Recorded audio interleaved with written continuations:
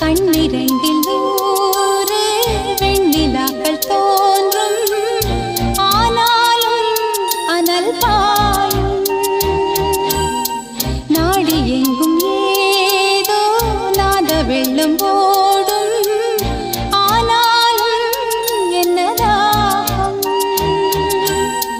மீசி நிற்கும் வண்ணம் தீ வளர்த்ததென்ன, தூபம் போடும் நேரம் தூண்டிலிட்டதென்ன.